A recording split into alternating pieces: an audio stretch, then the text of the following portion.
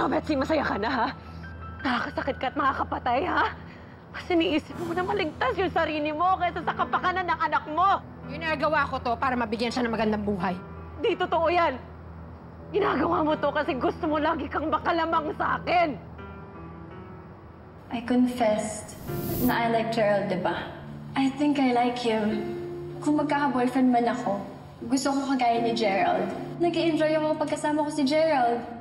You said, tropa ko lang yun. Wala kang gusto sa kanya. Anong magagawa kung tropa lang ang tingin mo sa akin, di ba? Eh, paano kung sabihin ko sa'yo? Nagusto din kita. If you really care about me, dapat naging honest ka. Pero pinagmukha mo akong tanga eh. Pero ang lahat ng swerte, sa'yo binigay. Wow! Yan ba yung mukhang tanga, ha? Ang bongga na nga ng birthday mo, lahat gandang-ganda sa'yo, dumating pa yung parents mo! Kaya wala kang karapatang magreklamo mo! Oo, pero lahat ng meron ako, sinare ko sa'yo, Betsy! Ang gaganda naman ng sapatos mo! Nasusuot mo ba lahat to? Ilan ba ang paa mo? I think matagal nang naging 4 ang paa ko.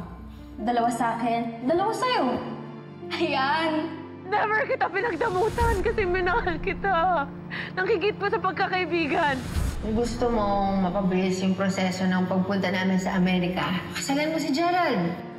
Hindi madali itong hinihingi niyo sa akin. Pero ayoko mapahamak si Betsy ulit. Gusto ko kayo tulungan. Makuha yung US citizenship niyo. Pinaglaban ko ang friendship natin. Alam ko naman po na marami siyang hinihingi. But at least, nandyan lang siya. Never niya akong iniwanan. Kaya sobrang sakit sa akin na nauwi tayo sa ganito. Hindi ka naman sinasadya na i-offend o i-hurt ka. At alam kong ganun ka rin sa akin. You've always been loyal to me. At sobrang na-appreciate ko lahat ng ginagawa mo for me.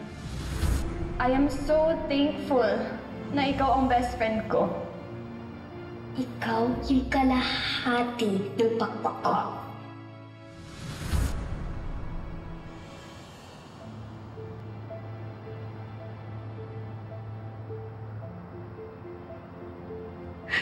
Ano man nangyari, Betsy?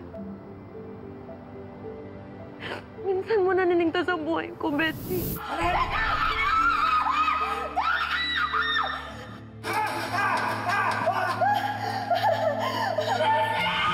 Ganun din ako sa'yo. Betsy! Betsy! Open the door! Betsy! Betsy! Please! Open the door! Oh my God, Betsy! Betsy! I will still keep my promise na magiging mabuti akong kaibigan kasi love kita. I swear. Ayoko na mawala ka, Betsy. Pero ngayon, puro na lang tayo gantihan. Inaamin ko, sobrang nabalot ako ng galit sa'yo. Totoo. Dahil sa ginawa niyo sa akin ni Gerald. And I'm sorry. I deeply hurt you. Pero ayoko na. Pagod na ako. Gusto ko na tapusin to.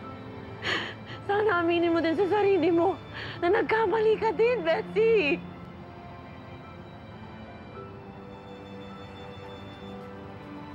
Anak. Anak, wag.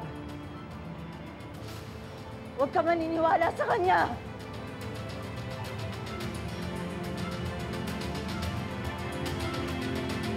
Huli na ang lahat para doon, Gina. Hindi.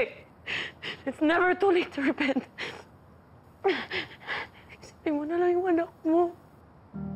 Yung anak mo na lang, isipin mo.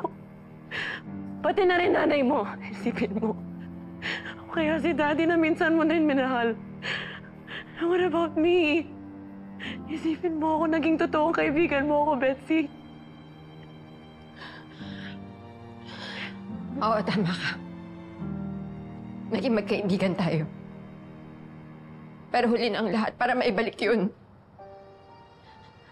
Gina, tanggapin na lang natin hanggang dito na lang tayo. Alam mo, ikaw, maswerte ka pa rin. Kasi buo yung pamilya mo. Mahal na mahal ka ni Gerald. Nasa iyo pa rin talaga ang lahat. Samantalang ako, yung anak ko na lang yung meron ako.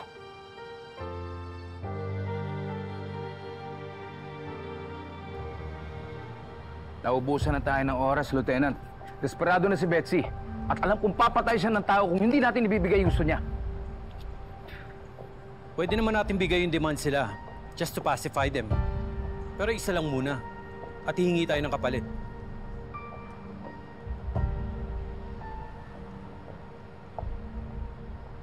Ate. Robert, dala ko na yung pera. Pero yan lang ang na-withdraw ko na hindi ko questionin ng bangko.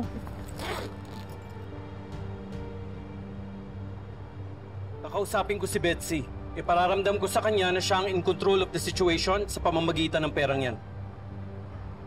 Talaga bang ibibigay natin yan? Paano kung tumakas sila at sakatan pa nila si Gina? Maglalagay po tayo ng tracking device sa isang bundle ng pera. Matitrace po natin sila. Sandali lang, paano si Gerald? Habang tumatagal, lalo siya na pupunta sa peligro. Ayoko mamatayan ng anak. Sila lang nito ulit sa pamilya ko. Pwede naman ho nating hingin na mauna siyang ibigay sa atin. They will release him kapalit ng pera na yan. Robert, alam mo kung malaki ang kasalanan sa'yo ni Gerald. Pero sana patawarin mo na siya. Tulungan mo siyang mabuhay. Huwag kayo mag-aalala, Nora. Pinangako ko sa kanila na maliligtas ko silang lahat.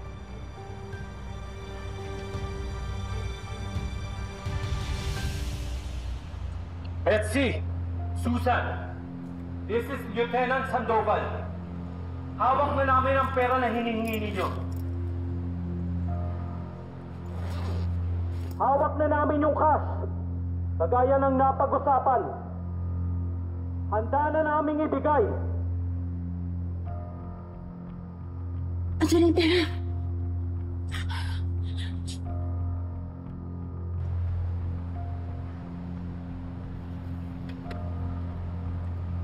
Betsy, Susan! Handa na namin bigay lahat ng gusto nyo. Pero kailangan namin ng kapalit. Kailangan namin si Gerald. Kailangan namin siyang dalhin sa ospital. Anak, nandiyan na yung pera. Gising ka na.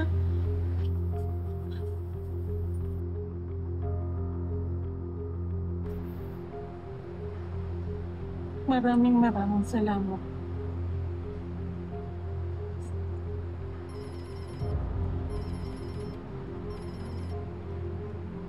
Betsy! Pakakawalan namin si Gerald. Pero iiwan niyo yung pera sa harap ng entrance.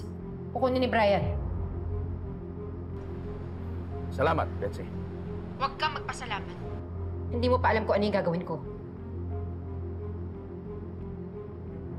Betsy!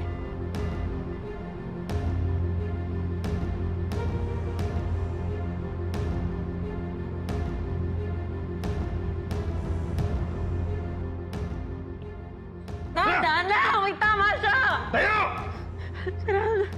Tayo! Tandaan lang!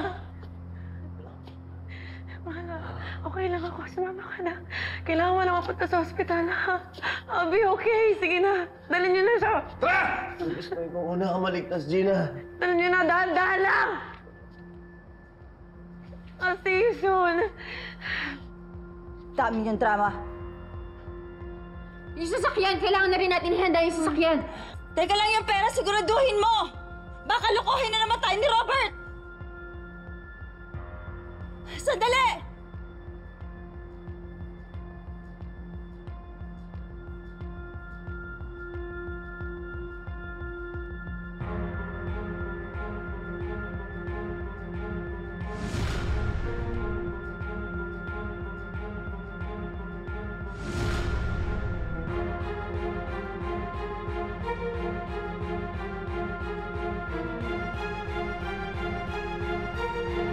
Sumama na ako.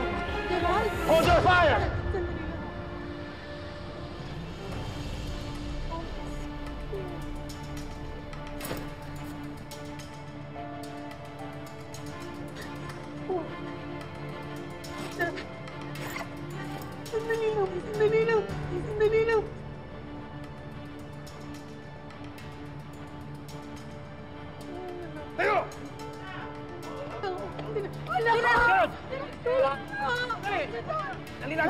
Sandali! Sandali ko! Gerald! Tandaan mo! Gina? Asa si Gina? Baka nakatakas yun, Nak!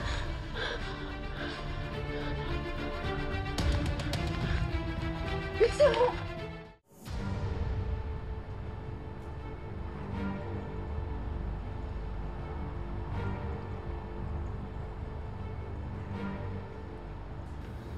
Gina! Gina! Gina! Gina! Akin na kayo, pero hanapin mo!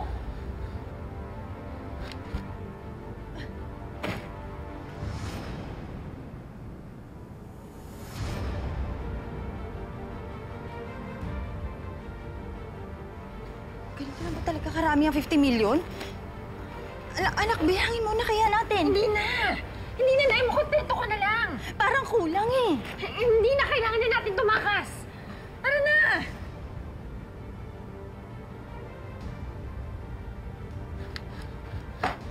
Ano? Wala eh. Tara na, umalis na tayo! Saan tayo? Halika na! Ano?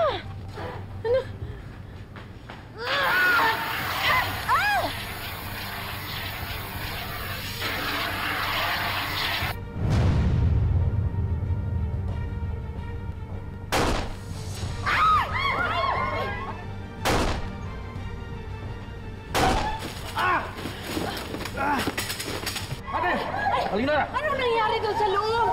May narinig ako sigawan at sa kaputukan!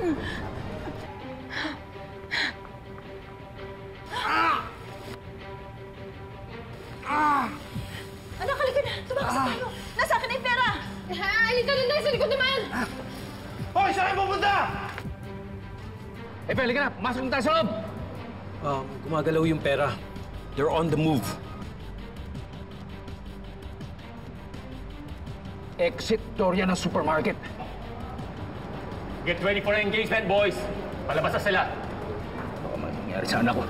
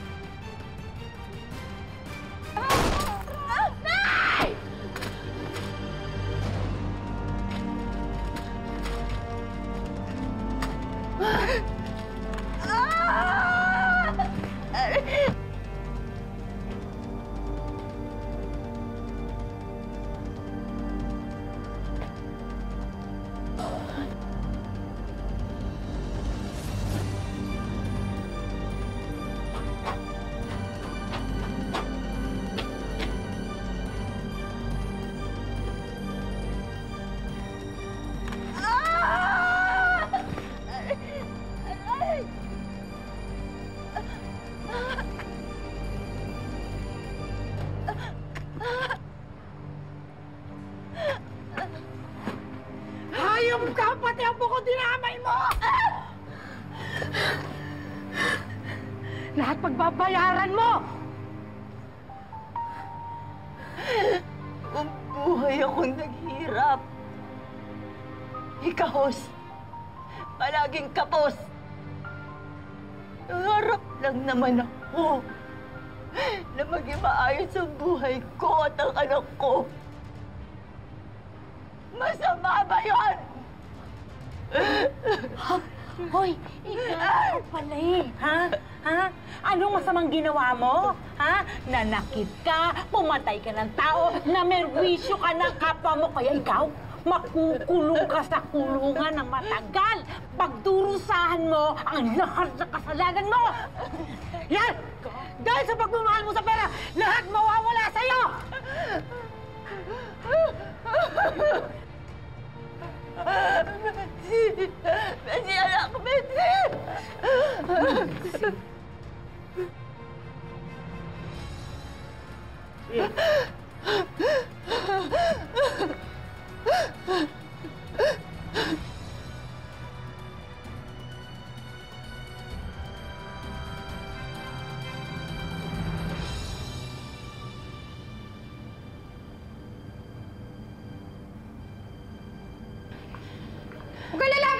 lalapit! Huwag ka lalapit! Huwag ka susunod! Huwag ka susunod! Tatalon ako! Betsy, tama na. Wala ka na matatakbuhan. Ibigay mo na sa akin ang kapatid ko. Hindi ko siya ibibigay sa inyo. Sana lang meron ako! Lalo lang lalala ang sitwasyon kung pipilitin mo ang gusto mo. Please, isipin mo naman ang kapakanan ng anak mo. Lahat na lang kinuha niyo sa akin! Ang damot-damot niyo! Hindi ko siya ibibigay sa inyo. Hindi.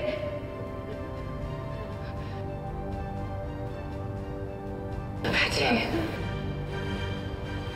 Betsy. Betsy!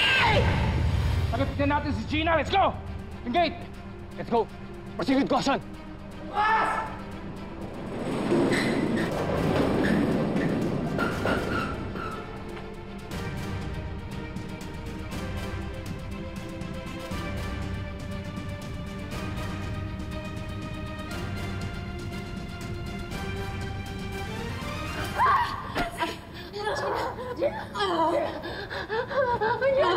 Yung anak ko! Gina, yung anak ko! Yung anak ko! Sige, sige. Tignan mo yan.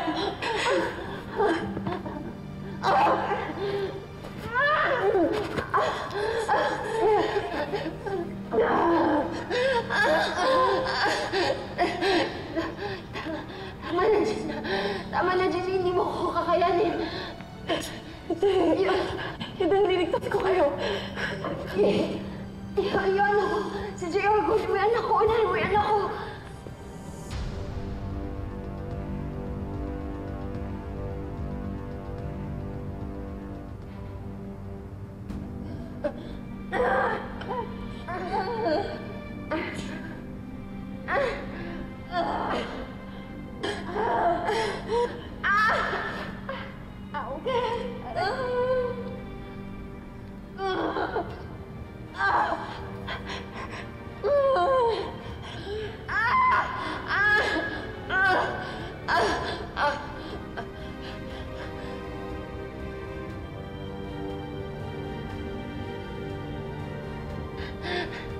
Ah!